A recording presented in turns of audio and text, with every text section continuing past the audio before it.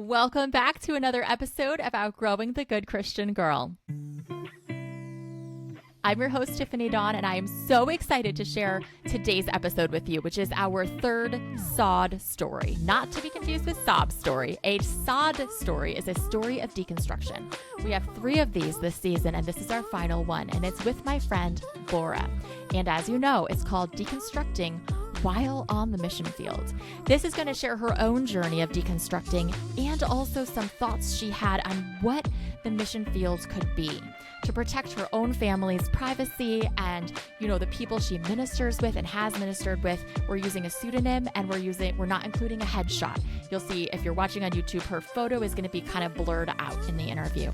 But I think you're going to love to hear what she has to say and the ideas she has in this area. So Lora grew up in the Reformed tradition and spent most of her life in conservative, complementarian, and evangelical churches. This led her to spend over 10 years working in professional ministry, both in the States and overseas. Her deconstruction journey began in earnest while working with young women who asked great questions and was accelerated by her own experiences of discrimination in ministry spaces.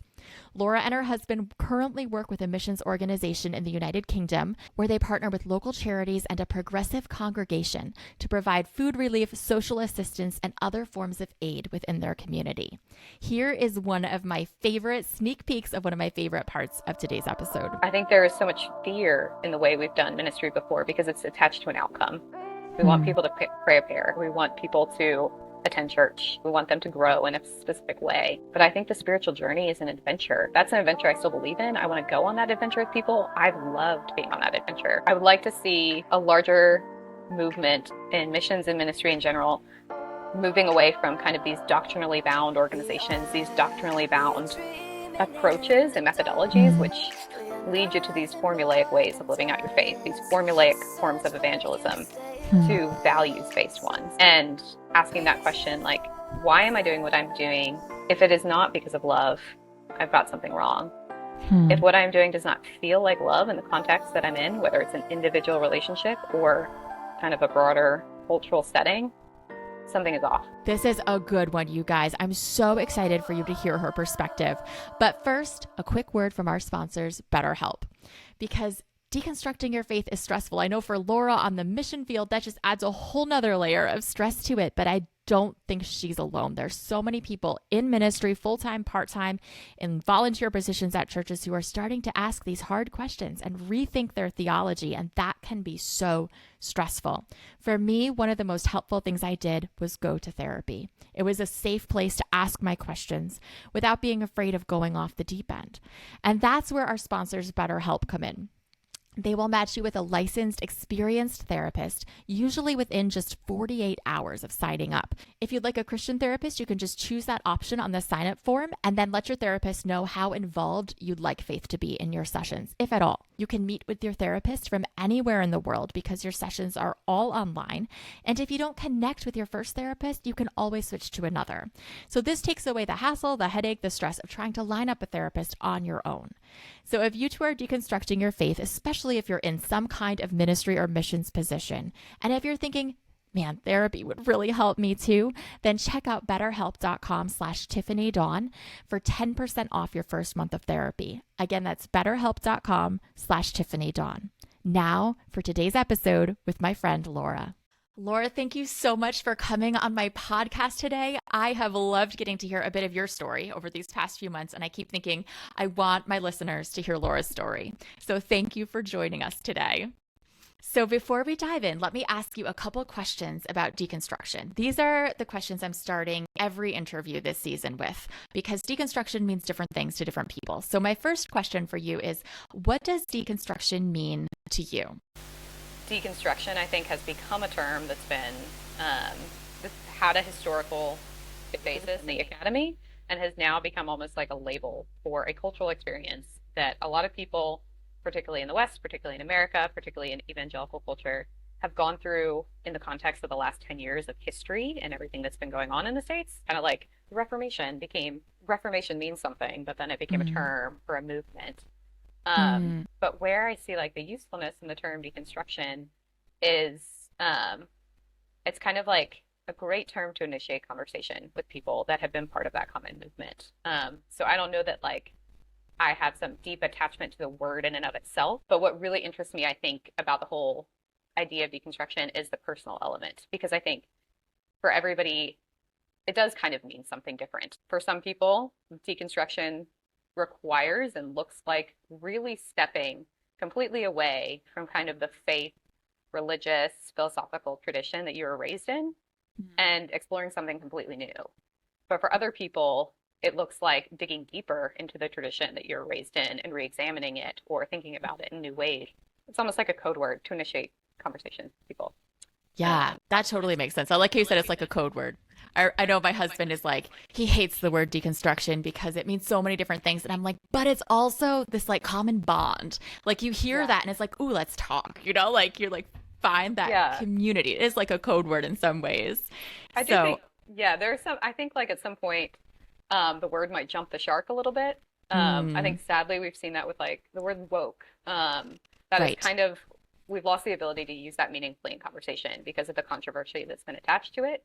And I think deconstruction could get there. But right now, I think there's still a lot of people that have a positive attachment to the word. And it's a good kind of opener of conversations with that demographic. It's a good way to say it. Yeah. So for me, deconstruction has had a lot to do with how I understand the Bible and its intent. Like wanting to learn, how do I honor the Bible, but realizing that also meant I had to rethink how I understood it. So I'm also asking each guest at the start of each interview this season, how has your approach to the Bible shifted over the years, and how do you currently understand its intent, knowing that that may continue to shift over the upcoming years? But where are you on that journey right now? Yeah, that's a great question.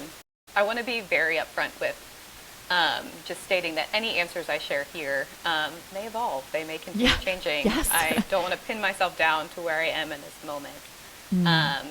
But I think when I think about the intent of the Bible, that's a place where I've really seen a lot of personal theological evolution and just evolution in my personal approach to it. I have in the past viewed the Bible kind of as this big unifying story of God's mission in the world.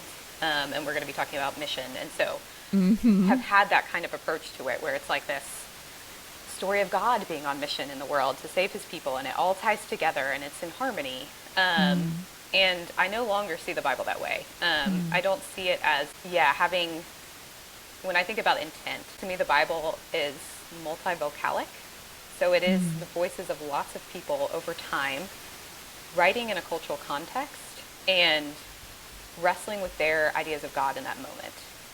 And I think that's why we see progress and evolution in the Bible, because you have stories of people who are personally changing, and then you have cultural, historical, sociological change happening across the centuries of the Bible. And so I think it's kind of like this record of human beings trying to understand, contemplate, engage with the divine across time and history. And their thoughts about that are evolving as they have new experiences, as they encounter new problems and issues. The exile, of course, had a huge impact on the writing of the Bible. So much of the Old Testament was written during the exile. And you see the wrestling that is happening. You were supposed to be in the land of Israel. That is the way to be God's people. And now you aren't in the land of Israel. Does your idea of God have to change? It does change in some ways if you look at the stories that come out of that period. So I think for me, it's kind of like, this is a history of God's people wrestling with who God is, trying to engage with the divine, trying to find spiritual meaning, trying to come to better understandings as a community about who God is. And in that sense, I feel like invited into that journey. But it's a little different than the way I thought about it before, as like, this is God speaking to me about his perfect master plan that hangs together seamlessly. Yeah, I love that. And I like how you say we're invited into this wrestling. That exile is such a good example. I had not thought of that before, but that's another example of wrestling with your idea of God. Yeah, I love that. So let's now dive into your story. Would you share with us a little more about what your life and faith were like as you were growing up? Yeah. Well, I think similar to you, definitely grew up in kind of the more white, evangelical, more conservative leaning Christian spaces growing up. I come from a Catholic state, so I have a lot of Catholic family, but I grew up in a Reformed tradition. And I was never homeschooled, but I went to Christian schools up until high school. But I think some things that really formed my faith. So I was a kid in the 90s and early 2000s. So lived through the purity culture movement, lived through a lot of that stuff. But I think there were some strands that ran through my faith as a child that have like held true. They're related to my personality and then just our family dynamic that have kind of not been like guide rails for my faith, but have been influential kind of factors regarding my faith going forward. So I think for me, the two kind of things that were big elements of my faith growing up were I really engaged with the Reformed tradition's intellectual side. For me and my personality, the need to be right and to be respected looms really large. I think for other people, it might be to be loved. People have different things that like kind of make them come alive or excited. And for me, knowledge, understanding, and particularly the need to be like right and thought of as informed, smart, thoughtful was really important. And I don't know if that came from the fact that I was in a really intellectual religious tradition growing up, or if it was my personality to begin with, but that's always been there. But at the same time, my family always felt a little bit contrarian in evangelical circles. So we did all the churchy things. We were very much a part of kind of, my dad went to Promise Keepers. We did all the movements that came Did you through. have a purity ring? This is what I need to know. I never had a purity ring. Okay. I did attend some purity conferences.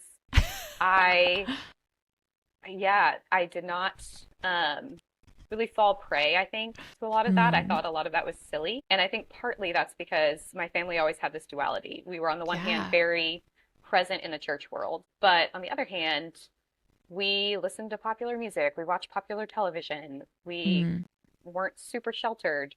And so I had this exposure to kind of mainstream culture that kind of, I think, grounded me in something different as well. So what that ended up looking like, honestly, is for a lot of my faith, I felt a little bit out of place in Christian culture because we didn't eat organic and we weren't homeschooled and whatever the trend was at the time, I had these childish kind of perceptions of what a Christian should be. But then I also felt a little bit out of place in kind of more mainstream culture when I transitioned to public school because I had this whole Christian side to me that I didn't feel like I could explain. But I think I was always kind of in between those two, and that kind of shaped me going forward. And I think what that did was force me to really wrestle with at a young age, like, what do I like and what do I want? I think I was more aware of that than I would have been if I had just been fully in one or the other culture. And I like how you said that grounded you, having one foot in each, because I think a lot of parents sheltered their kids so much out of this fear of what that exposure would do. But in your experience, it was very positive and grounding. And I think that's cool to like keep in mind as a parent myself too. I think in retrospect, I think there were things about it at the time that were disorienting. But in retrospect, I'm grateful. I look at my husband, who had a very different upbringing. He grew up all the way in public school, but was much more monitored, sheltered, did not have a TV, had a lot more rules in his life. And I think that lack of rules. Yeah.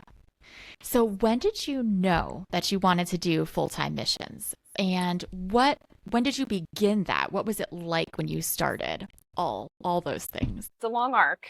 The first time I really decided that I wanted to be a missionary was in, I believe, the third grade. So I remember loving mission Sundays at churches. You'd have this missionary come in from a country that just sounded really cool on the map and tell you about this very different life that they were living. And something in me has always loved being a little different and has always wanted a more unique kind of lifestyle. And I found it really attractive as a kid. And in a sense, to me, it felt like the Christian way to have an adventure. So I think that was really the draw as a child. And I specifically remember a day when I was thinking, for some reason, very deeply about what I would do as an adult. And for some reason, it was really weighing upon me. And I was thinking of all the jobs that came to mind as an 8-year-old or whatever. And they all sounded so boring and involved sitting in offices. And I didn't like that idea. And I distinctly remember being in a car as I was processing this And the idea came to me, oh, I'll be a missionary in Africa. That's amazing. Yeah. So I went Problem home. solved. This is what I will do. Yes. That is what it felt like to my 8-year-old brain. I was like, I've solved it. I went home, I pulled out the atlas, I looked up Africa, and I was like, great, giraffes. That's hilarious. Yeah. So that was the beginning. From there, that really stayed with me for a long time. And I don't think the motivation was anything deeply spiritual. Mm-hmm. It was much more like, this sounds exciting and a really purposeful way to spend your life. But I did also, it became a bit of an excuse as I was moving through school because I really hated school. And particularly in my Christian school, I remember just there was a lot I didn't want to learn. I was going to be a missionary. And I would ask them to prove to me how algebra was going to be relevant to my future life on the Serengeti. And that's so funny.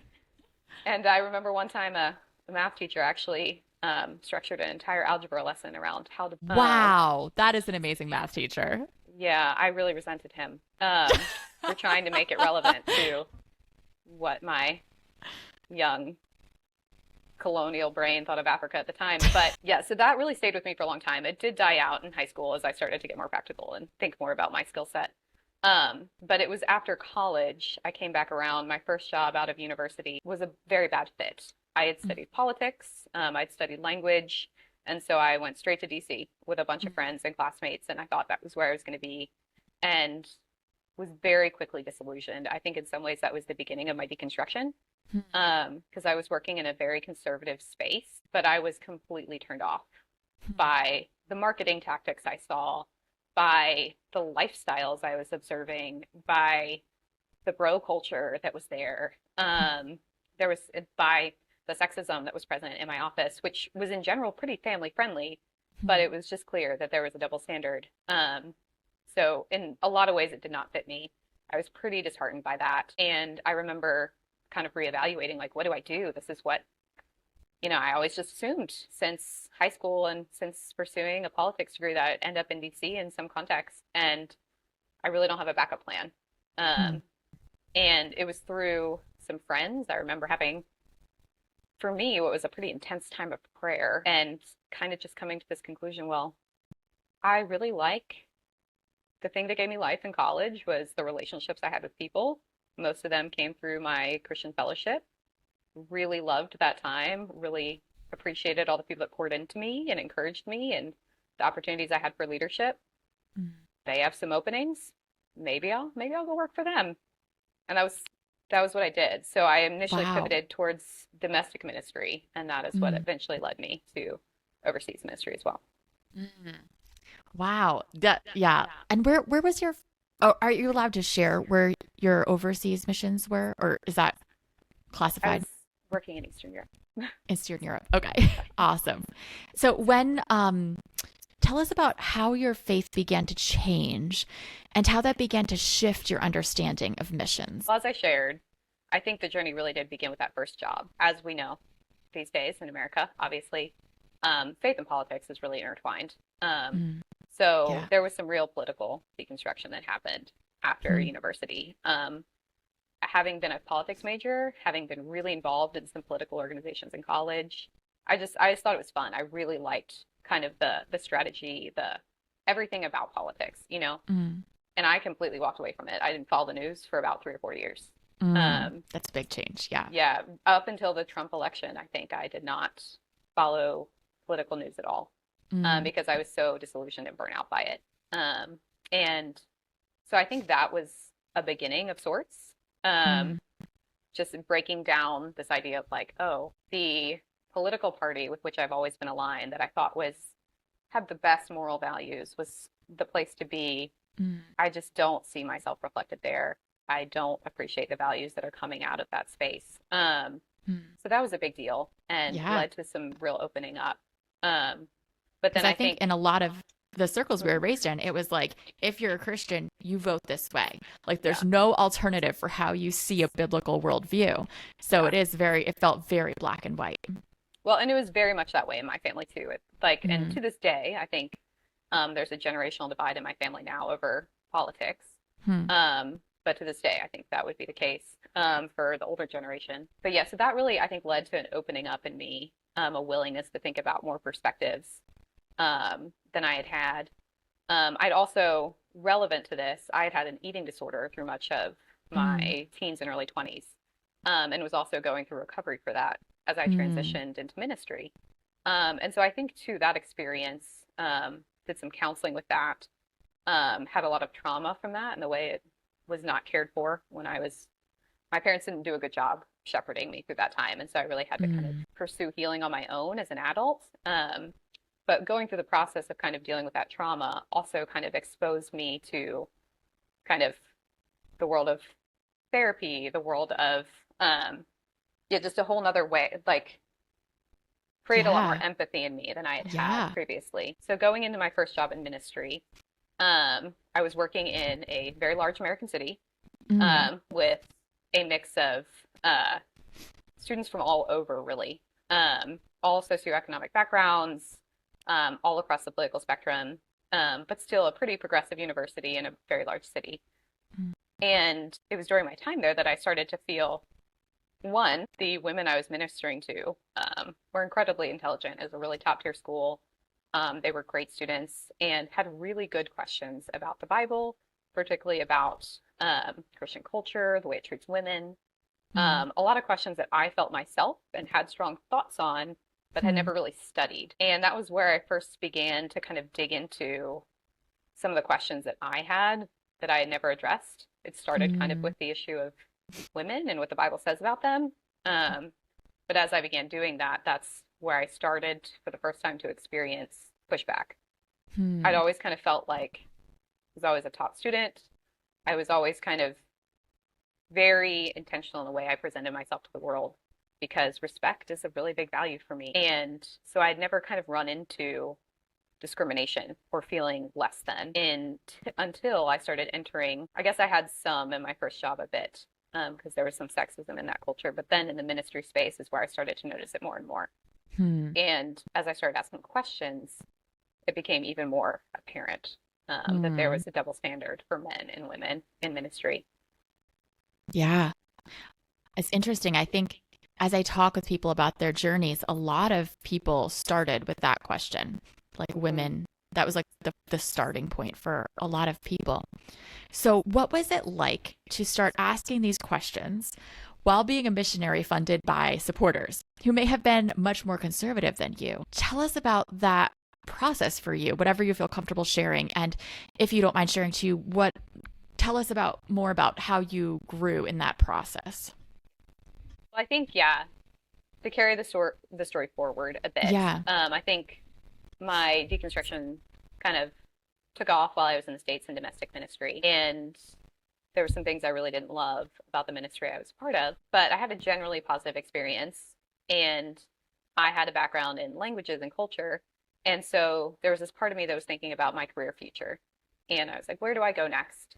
And I looked at the domestic options available to a woman in ministry, and I was just like, they're so limited. I can pursue a master's degree, which I didn't feel at that time. I wasn't ready to do that. I was interested in that, but at that time I was enjoying my job. I wanted more ministry experience, but the ministry opportunities available to me without a master's, and as a young woman in her early 20s, I didn't love them. And because of my language experience, I'd done some cross-cultural internships before I had connections in Eastern Europe. And so I reached out to friends there who were working with a ministry that was similar to what I was doing, but with some different needs. And I knew that they might be in need of a female staff member. And sure enough, they were. And so I kind of moved towards international ministry for a reason that a lot of women historically have, in that it felt like it offered more options. Wow. And so I thought, like, that's a place I can go. I'm not out to be a pastor. I'm not out to shake the boat. I don't want to dig up all the questions that exist about women. I have some thoughts about it after my experiences, but I just want to find a place where I'm valued and can serve. So I transitioned to international ministry, and was serving in Eastern Europe for about 5 years, with a student organization that was paired in part with a church plant. But I primarily worked with the students, and it was a largely positive experience on the whole for a number of reasons. But essentially, the same thing started happening again. Once again, girls are coming to me with questions. I had a women's Bible study that I was leading, and it was all mature upperclassmen. And so I was like, well, what do you want to talk about? And the list they came up with, I'll never forget. Some of it was very unique to the culture, like, can you attend church on your period? But some of it was just so, globally relevant, or at least relevant to the types of questions that we would be asking in the States or anywhere else, kind of in the Western world. And so I was like, okay, we'll talk through these things. And at that time, my own thoughts, I'd had the time to do more digging. And so my own thoughts were much more solidified. I had started kind of deconstructing complementarianism. I had moved away from that, moving away from some other theological positions I used to hold. And so I was really committed, like, I'm going to present to all these women. We're going to talk through the questions they have. I'm going to present different thoughts that people in church history have had about these questions, and they can make up their own mind. That is so brave. I love that. It did not feel brave at the time. It felt just like, this is an honest way of leading a Bible study. I think so many Bible studies are so formulaic, and it's like you ask a question and then you're like, it's like you read the passage, like, oh, what did this passage say? What spoke to you? And that's fine. But I really prefer to have a more honest, deeper conversation and to create a space where people are comfortable just saying what they really think and saying the quiet part out loud, and really wanted this space to be that. And that's what it was. However, the male director that I was working with had some fear about this, and we had to have a couple of meetings talking through, what was I teaching them? Don't you realize that this is against the official theology of the church we attend? This is against the theology of the denomination that helps sponsor us. You need to be careful. Are you teaching them that this is right, or are you just teaching them this is an option? There's a lot of interrogation, and I really resented that, because being in those studies, you could see people opening up, and we were having great conversations. And to see his fear around what we were talking about was really disheartening. And it was extra disheartening too, because it became clear in talking to him that he had really never studied these issues himself. And so I felt kind of hurt that he wasn't willing to dig in and ask the hard questions of his own faith. But he was sitting in a place asking me questions. But all that to say, so went through that process of deconstruction. My husband and I were dating, my now husband and I were dating at the time. He was also going through his own deconstruction journey. So we did a lot of that together. But then the next chapter, after we got married, we ended up back in the States for a bit, and we were trying to decide where we were going to move forward together. Where would we stay in ministry? He was also in ministry at the time. Because you guys were in different countries, right? Like in ministry in totally different countries. Yeah, so we worked in really different contexts. And in a lot of ways, I think the way our relationship was handled by our respective organizations also furthered our deconstruction journey. There's a lot of assumption that I would leave my job for him, that I would just move to his context.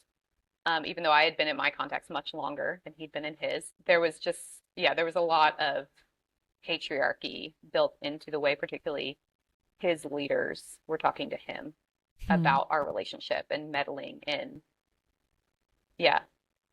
kind of the relationship between two 30-something adults, which is kind of crazy to think about. Just really rubbed me the wrong way. But yeah, so that kind of hastened our deconstruction journey as well. And so we got married. We ended up back in the States, and we were pursuing working with Thomas's organization, but in a different location. I didn't want to work kind of in his context. It didn't fit me, nor was I comfortable with that leadership. But it was at that time that the organization we were planning to move forward with changed their policy on sexuality. And so that was a question that we were already exploring ourselves. But it was really pushed to the forefront when they changed that policy. And in fact, the location where we were going to serve, some of the leaders that were there were dismissed from the organization. Wow. For refusing to sign the new policy. Is it okay if I ask in which direction they changed it, or is that something that you want to keep confidential? Yeah. Well, so I think it's exactly what anyone would expect. They were essentially saying out loud that they would not be an inclusive, affirming organization. Okay. So it wasn't that they changed what they believed. I wasn't sure if it was like they deconstructed their understanding of sexuality, or if it was just putting on paper what they already believed. It was putting on paper what they, and particularly their donors, Okay. felt strongly about. And prior to this, Gotcha. there was some diversity of belief on this issue in the organization. Mm. But by putting it on paper, they forced the issue. And some of the coworkers that we have been pursuing working with really took the brunt of Hmm. the impact of that, and were dismissed. And so that for us sent us into a whole nother tailspin. Yeah. Um, and so that's kind of, this is the point where I think my thoughts about mission and what do I really think about mission um, started really looming large. Mm. I've always had thoughts, opinions about the way we do missions in the Western world. The whole concept of missions, I think, Hmm. really deserves critique. But this is where, personally, I began to feel the tension that I had witnessed elsewhere. Um, Hmm. I began to feel it more personally. And so we had to decide. We had supporters, we had a support base, we had an open support account with an organization that we no longer felt comfortable working with, Hmm. because we had evolved and wanted to move in an inclusive direction and had done a lot of work and study to get to that point. Mm. Um, but now, to stay in our organization, we would have to sign a statement that we would fundamentally disagree with. Hmm. So we decided not to do that, but that put us in a place where we were really financially unstable. Mm. We weren't sure if we were going to be able to continue in ministry at all. We weren't sure if we wanted to after the series of experiences that we'd had. There was a Mhm. lot more trauma that was embedded in that process, both in kind of the way our individual organizations, as I said, responded to our relationship, but then the fallout of that sexuality statement, Mhm. kind of the way politics happened to be influencing both of our organizations at the time. There was a lot that was coming to a head at once. I, in particular, had also seen all of my good girlfriends who had gone into service with me when I joined my former missions organization. Basically, every single one left because Wow. of an abuse situation. A lot of That's it was crazy. spiritual abuse. There were some instances where sexual abuse was present in the community where they were serving, Hmm. but basically all of them left, with Wow. trauma, with burnout, having had experiences of sexism, of gaslighting, of intense levels of spiritual abuse. And I, at the time, Hmm. had felt like so glad that I hadn't experienced that. But it kind of hit us later on the back end. And so that was really hard. We had to think about, okay, this is what we've dedicated our career to. I Mm. spent 10 years in ministry almost. Mm. Um, I don't have a master's degree, but this is my resume. Mm. Um, and what do I do now? Yeah. Do I want to stay in this world? My faith has evolved so much, and I don't see myself reflected in the values of a lot of my support base anymore. Mm. I've been wounded by the organization that was supposed to care for me, Mm. multiple organizations. I am still wrestling with live questions about how I think we should engage in ministry to others. Mm. What do I think about the word mission and what it means to be on mission? That's a loaded term if you really think about it. Mm. But this is also what I've dedicated my life to. So it was a really difficult process. And to be quite honest, there was a lot of economic factors that came into it. We Sure. needed a job. We had a support account. Ministry was our experience. And we were looking around at different organizations. Our criteria was that we find an organization that was inclusive or open to being inclusive, Mm. that was egalitarian. There's a couple other things on the list. And we weren't sure if we were going to find it. Yeah. But we are like, well, if this is meant to be, we will find that organization. And if not, we'll have to think again. But making that move was really hard. Yeah. We had to communicate to supporters multiple times. We're changing an organization and wrestling with, there was a large sense of wrestling and hypocrisy at times throughout of, yeah, like, I recognize that if I am 100% open, if I were Mm. just to really say everything that I am thinking and feeling and experiencing, or at least to share to the level that I have shared in the past with supporters and things like updates or personal meetings, there would be rejection and there would be a financial hit. Mm. But is that disingenuous of me? Am I like being a poor ally? Is that if I fail to do that, there was a sense of being morally compromised. And so Mm. walking through that period was really hard. There's Yeah. more to be said about that, obviously. But we did have some hard conversations. We had some people drop us because they asked us pretty directly what we thought about LGBTQ inclusion, and we did answer honestly whenever anyone asked directly. and there were some quite contentious interactions. Mm.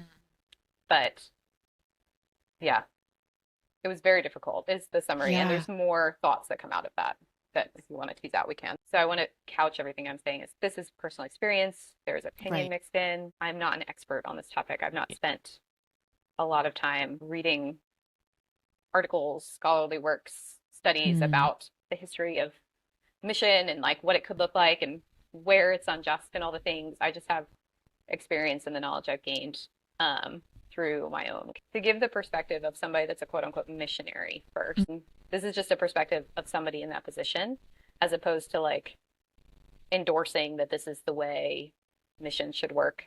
Right. But this is what it feels like from the inside when Mm. you have a phase shift going through ministry.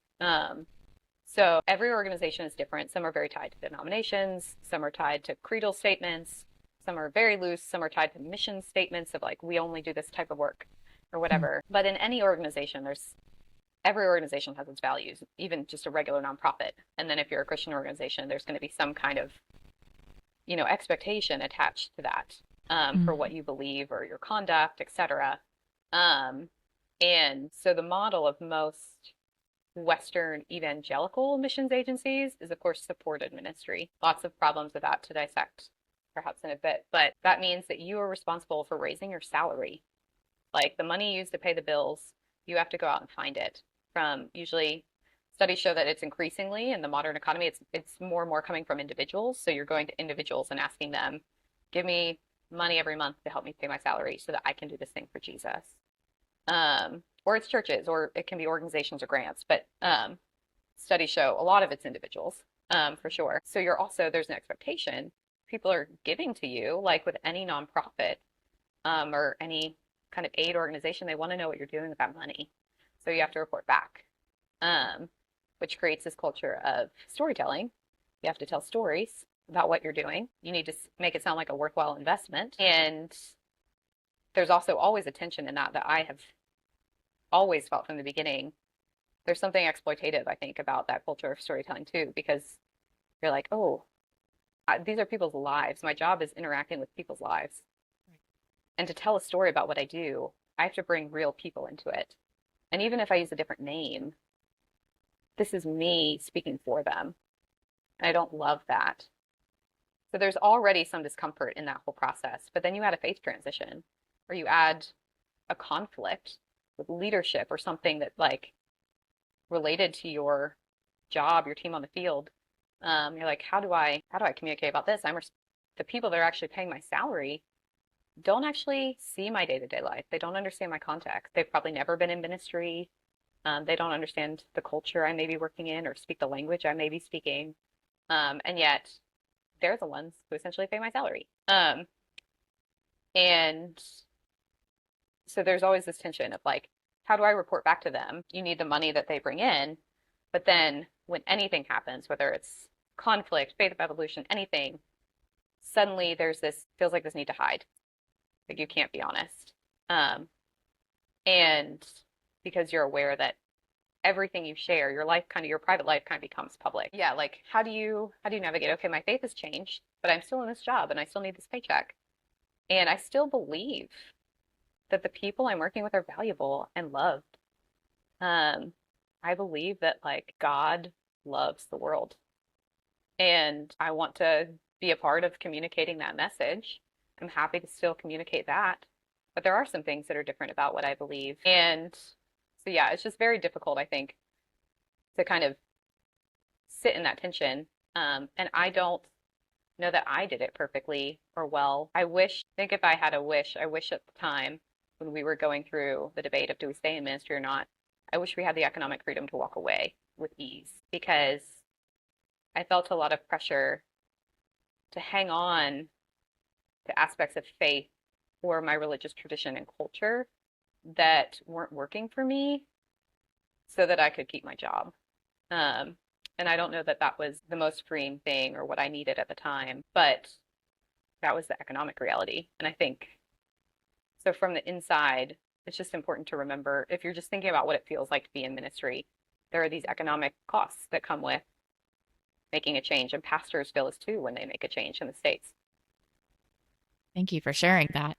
Yeah, I think what's amazing to me is that you are still so committed to missions. Like you want to what is it? Is it the economic side? Is it the wanting to share God's love side? A little bit of both. Like what is it that has kept you committed instead of potentially pursuing a different career path or going back to school or whatever it may be? What is it that keeps you in missions? Well, I think I want to push back and say I do believe in missions, and I want to give some Mm. reasons why I believe in it. Yeah, please. Yeah. But with a clarified definition. Um, Mm. but I actually don't see myself staying in missions, quote unquote, for the rest of Mm. my life. I think I'm realizing things about myself through this process that like this is not the best fit of a job for me. Mm. As somebody that is private, the economic model that unfortunately for now, it's not going away in the near future, comes with missions culture, Yeah. does not fit who I Mm. am. And I would like to live a little bit more authentic to myself, I think. Yeah, that makes sense. So I am looking at other career options down the road, pursuing a graduate degree, hopefully, in the future, things of that nature. Mm. But all that being said, there are some things I do have come away from my experiences believing, Mm. I think, about ministry and mission. One, I think is just that, like, I've come to realize, so I'm not a scholar of missions, but missions is really embedded in not just Western history, but Western psychology. Mm. Um, if you go back to the very, very beginning of the church, you go back, to the beginning of the Common Era, you see missions as really kind of that is the way that the church grew. Mm. They sent people out into other areas Mhm. and they tried to bring their church, bring their religion to those areas. Um, and I think it's in keeping too with kind of the imperialist mentality that came from Rome, that came from some of the other colonizing powers that were dancing around the Mediterranean in that time. But all that to say, the psychology of mission is pretty embedded in the West. Hmm. I think it underscores like even nonprofits, like it's this idea of like we're going to help. Mm. Like now we would say we're going to help. At Mhm. other times they would have said we're going to convert. Mm. But there is this kind of missional mentality that runs through the West, and it's not all bad, and it's of long standing, and so it's not going anywhere. Hmm. It's going to be around. And then you add to that like the structures that we have built up, these missions organizations that have been created to send people specifically to other contexts to preach the good news, quote unquote, and also maybe do things like medical missions or other things. They're of long standing as well. We've Hmm. got hundreds of years of history of some kind of missions structured organizations going back to the Catholic Church and then moving forward into the Reformation. And Britain has a long history of missions, as does the States. And so these organizations exist and they're not going anywhere and people have jobs in them. And so that's something I've come to realize. I think there was a period in my deconstruction where I was like, oh, there was that time. Mm. And I want to be Mhm. honest that there was a lot of anger in our journey Mm. and a strong desire to feel freedom from these structures. Like I think a lot of people that have deconstructed have felt just like from church itself, Mhm. like needing to get away or feeling a Yeah. lot of anger. Really felt that Especially when towards, you can't get away, you probably feel it even more. yeah, Yeah. really felt that towards missions culture. And some of it I felt internally, like, am I like grieving that I've been in this job that I don't believe in the way I did before? Hmm. Grieving some of the sense of hypocrisy that I felt along the way trying to navigate this. Hmm. But I've come around to realize one, missions isn't going anywhere, and that there is something good about that desire to help. Hmm. And yeah, I mean, the West has resources of all kinds. Money, for sure, has lots of resources. I do feel strongly that the West needs to be using those resources ministerially and generously. I think at the same time, we need to be aware that when you have greater resources, especially when you have money, that creates a power dynamic. Hmm. And so that has always been present in missions as well. Who has the Hmm. money? Who is funding what?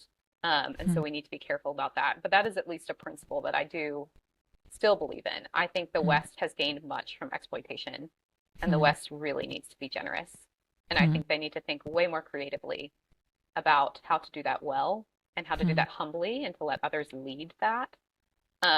But if nothing else, I think the Western impulse to go and help is not Hmm. bad, and that we should be thinking intelligently and thoughtfully about how we can use our resources to meet the needs that people are expressing, and let them lead in that. But then other things that I've come to think about missions as well. Yeah, I think my philosophy of missions has changed personally, and I would love to see a much broader conversation reimagining. Like, what do we mean when we say mission? In the West, we become very attached to kind of, sharing the gospel. And the gospel means something very specific, like Jesus died for your individual sins, and you need to repent so that you can go to heaven forever. And that is the good news. But I think the good news is at least much bigger than that. I think there's places to critique that definition of the gospel all along, all through that definition. So kind of thinking bigger in our definition of what the good news is. So what are some ways that what do you think our approach to missions or evangelism as the Western Church, if you were to reimagine it, what were some things you would like to see and why? Obviously, no one has all the answers, but as you're deconstructing in this unique position, I am sure there are whole conversations happening about this and with people with a lot more expertise. And I do at some point want to engage more with those conversations. So everything I'm saying is speaking from opinion and experience. But I know that there's a lot more out there for me to explore with regards to the question you just asked. And there are probably people that are thinking about it like light years down the road, way more intelligently all the time. But I think one of the things I've learned over the past year, or that's been really helpful for me in kind of coming to a place of resettling both in my faith, because I've been evolving in my faith, and that's been a journey personal to me, and kind of wrestling with the question, do I still feel like a Christian? Am I a Christian? Do I want to be a Christian? And coming to a settled place about that has been part of my journey. But then there's the job aspect on the other side. This feels all the more weighty because I am in ministry. And so it feels like I have to figure this out. What do I think about ministry to begin with? But yeah, I think one of the things that's been helpful and allowed me to move forward is thinking about values instead of about doctrines. And so an example of that, I really feel that if something does not feel like love, if it cannot be received in the context you're in as love, then you have gotten something wrong. And so I think it is more important to think about how we live out our love of God, what values we espouse, than exactly what we believe. I think certainty and being right or wrong, which are things that would have been very important to me before, have lost some of their importance. And what's more important to me is, am I living in accordance with the values of every person is valuable? Every person deserves love. Every person has something to offer. I have something to offer. And so, yeah, I just feel very strongly like if I would like to see a larger movement in missions and ministry in general, moving away from kind of these doctrinally bound organizations, these doctrinally bound approaches and methodologies, which kind of lead you to these formulaic ways of living out your faith, these formulaic forms of evangelism, to values-based ones. And asking that question, like, and what I do, like, why am I doing what I'm doing? If it is not because of love, I've got something wrong. If what I'm doing does not feel like love in the context that I'm in, whether it's an individual relationship or kind of a broader cultural setting, something is off. And I think too, a verse that's been really formative throughout my life and has reemerged kind of in this season is that famous verse, "It is for freedom that Christ has set you free." And I think we as humans we're physical, we're emotional, but we are also spiritual. And it is 100% appropriate and valid to have people that dedicate their lives and careers to helping people ask spiritual questions. But Christ himself, he said he came to set the captive free. He has come to set us free. And so I think we need to be free in the way we are serving as spiritual professionals, if you will, as ministers of Christianity or whatever. I think there is so much fear in the way we've done ministry before because it's attached to an outcome. We want people to pray a prayer. We want people to attend church, etc. We want them to grow in a specific way. But I think the spiritual journey is an adventure. And that's an adventure I still believe in. I want to go on that adventure with people. I've loved being on that adventure. And deconstruction has been a wild ride, but it has been so fun in so many ways. It has engaged parts of me that like are really integral to who I am. I feel so much more aligned Mm, internally because of the questions I've gotten to ask, and going on this journey. mm, And I want other people to experience that too. I think we have a mm, spiritual component to us. But I would love to see people in missions and ministry focused on the question of where is there not freedom here? How mm, can how can we in this community, in this context, how can we be mm, seeking freedom? How can we be helping people find freedom? And also too, with that, we have to have the humility to say like that is not always going to lead to the outcome that I might think is best for that person. We have mm, to allow each person to kind of be the expert on their own life. Like, where is God leading them, or where do they feel like they need to move? Um, mm, but I would love to see freedom be a greater value and a greater emphasis in missions and ministry in general. mm, Because I think, yeah, there's that verse about perfect love drives out fear. And mhm, I just see so much fear. I felt fear in my journey, mm, realizing that if I'm going to change my theology, I'm going to maybe lose my job. mm, Um, and that is so enslaving. mm. And Christ has literally said he has come to set people free. And I think Yeah. that is the spiritual journey, no matter where you end up. We're all Mm, seeking freedom and authenticity and the ability to understand, connect with whatever divine is out there, you know, like people mm, will end up disagreeing about that. mm. Um, but we all need to be free to go on that journey. And I would love to see people that have that value walking alongside people and helping them go on that journey. Mm.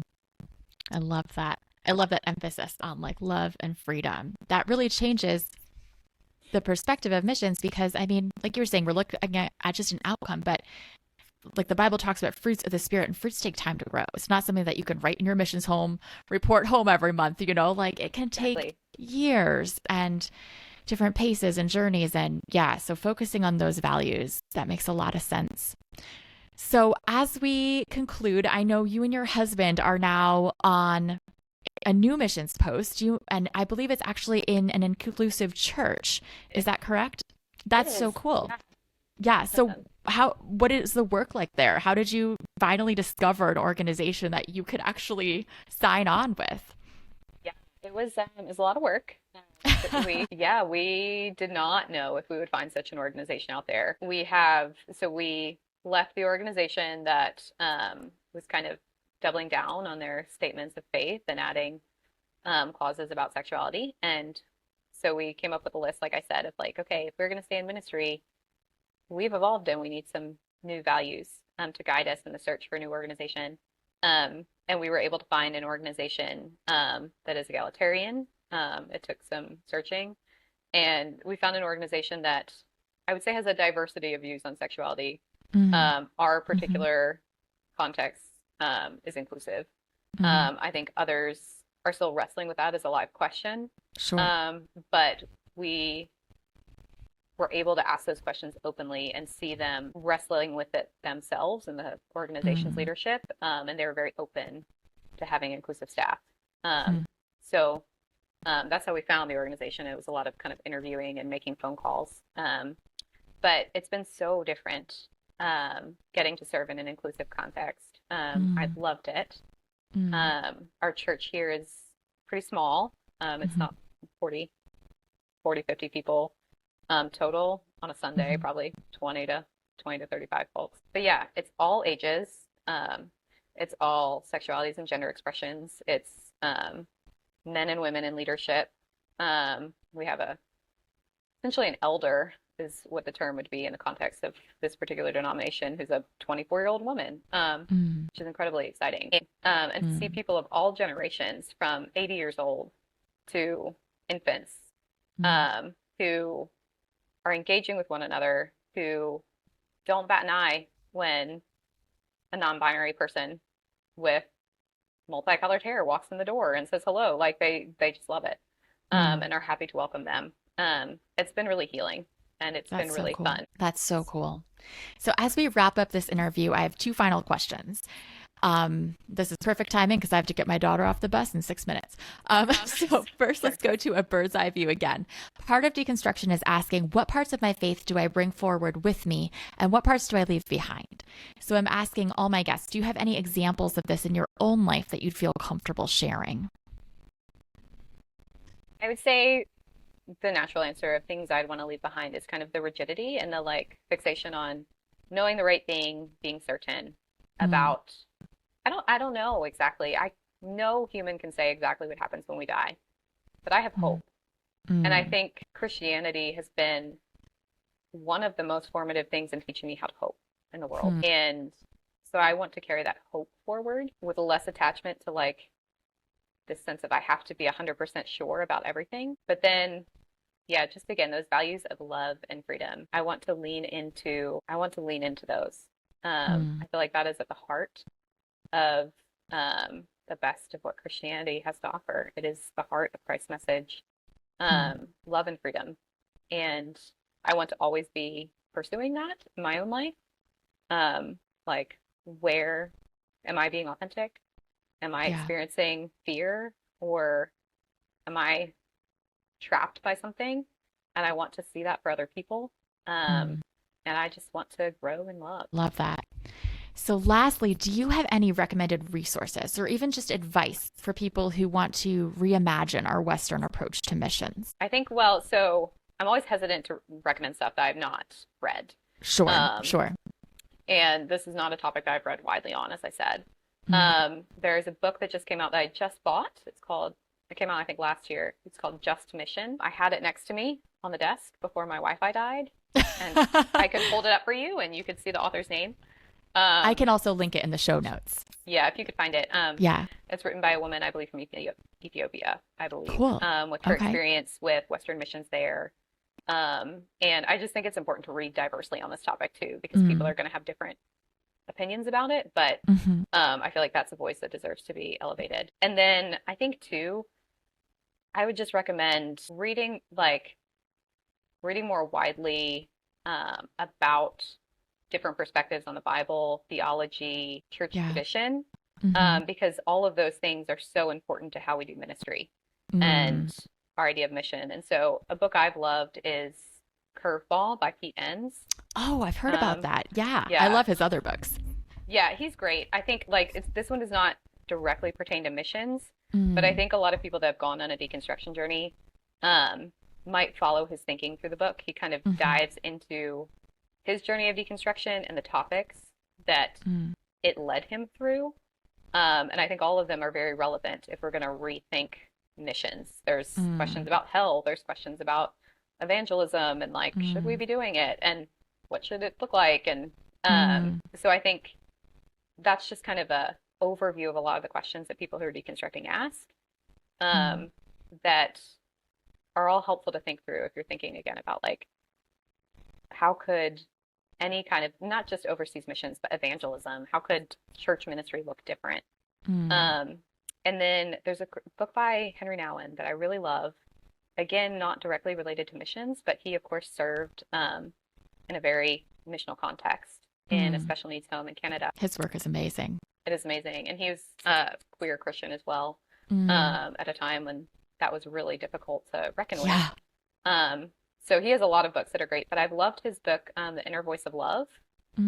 It's kind of like his personal wrestlings. Each, it's 2-page little essays that he's writing about his own thoughts and wrestlings through different things. And it's kind of, I think it's important to think about where are we at. And I think it does a good job of kind of what am I trying to say? This will be an edit. But yeah, it's just a very good exploration of his inner life in ministry. And for anyone that's in missions or ministry, I think there will be a lot you'll resonate with and that will challenge you to think about what are my motivations here? What are the emotions that I'm walking through in this space? And I think there'll just be a lot of kind of resonance and empathy to be found. I love that. Thank you so much for joining us today, Lora, and sharing your story. And to my listeners, I'll see you again soon for another episode of Outgrowing the Good Christian Girl.